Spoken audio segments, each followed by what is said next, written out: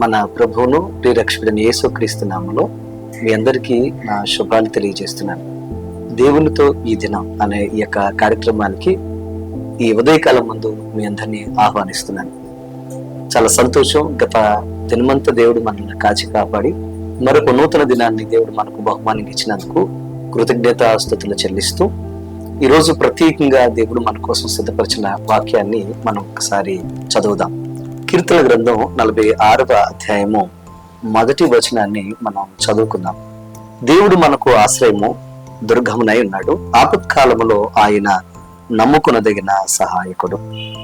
నా ప్రియ సహోదరి సహోదరులారా, ఈరోజు ఈ ఉదయకాలముతో చదవబడిన వాక్యము ద్వారా దేవుడు మనతో మాట్లాడులాగిన కొద్ది నిమిషాలు ఆయన వైపు మీరు మీ దృష్టి కేంద్రీకరించాలని, మీ దృష్టిని ఉంచాలని మీకు మనవి చేస్తున్నాను.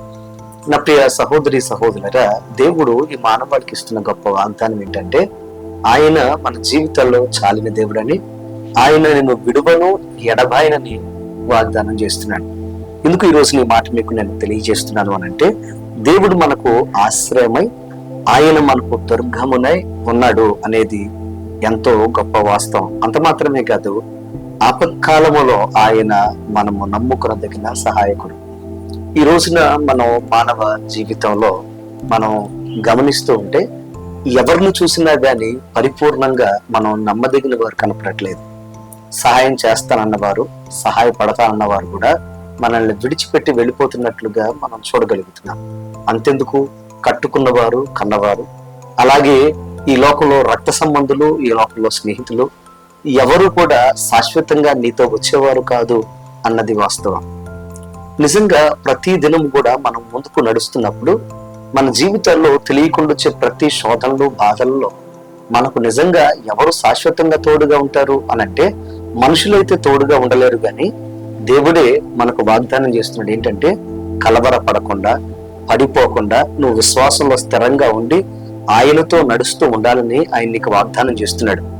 దేవుడు మనకు ఆశ్రయంగాను దుర్గంగాను ఆయనే ఉంటానని, ఆపత్కాలములో నిన్ను విడవను అని ఆయన వాగ్దానం చేస్తున్నాడు. ఈ లోకంలో ఏది మారినా, ఏది గతించినా ఆయన మారనిదే. అందుకోసమే ఈ దినం ప్రత్యేకంగా నువ్వు ఒక విషయం గుర్తుపెట్టుకో. నీ యొక్క ఆపదలలో, కష్టాలలో, కన్నీళ్లలో నాకెవరున్నారు, నన్ను ఎవరు జ్ఞాపకం చేసుకుంటారు, నాకు ఎవరు తోడుగా ఉంటారు, నన్ను ఎవరు నడిపిస్తారు అని కంగారు పడకుండా నిన్ను కాపాడేవాడు, అలాగే నీతో ఎల్లప్పుడూ ఉండేవాడు, నీకు ఆశ్రయంగా ఉండి నీ జీవితాల్లో సరైన సమయంలో నీకు సహాయం చేసేవాడు మన ప్రభు అయిన యేసుక్రీస్తు. ఆయన మీద మీ నమ్మకం పెట్టుకొని మీరు ఎప్పుడైతే ముందుకు సాగగలుగుతారో ప్రతి దినము కూడా ఒక అద్భుతమైన ఆశీర్వాదకరమైన దినంగా మీరు మార్చుకోగలుగుతారు. దినములో మీరు ఎదుర్కొనే ప్రతి శోధన, బాధ, భయాలను ఆయన తొలగించి నీకు సంతోష సమాధానాలను ఆయన అనుగ్రహించి ముందుకు నడిపిస్తాడు. భయపడకండి, బాధపడకండి, కంగారు పడొద్దు. ఆయన నీకు తోడుగా ఉన్నాడు, నీకు ఆశ్రయంగా ఉన్నాడు. ఆయన మీద నీ యొక్క దృష్టి ఉంచి ముందుకు నడిస్తే ఈ దినం నీకు శుభకరమైన దినంగా ఆయన నీకు మారుస్తాడు. ఆయన కృప, ఆయన కాపుదల, ఆయన సన్నిధి నీకు తోడుగా ఈ దినమంతా ఉండను గాక. God bless you. దేవుడు నేను దీవించును గాక. దేవుడు మీ అందరినీ ఆశీర్వదించును గాక. ఆమేన్.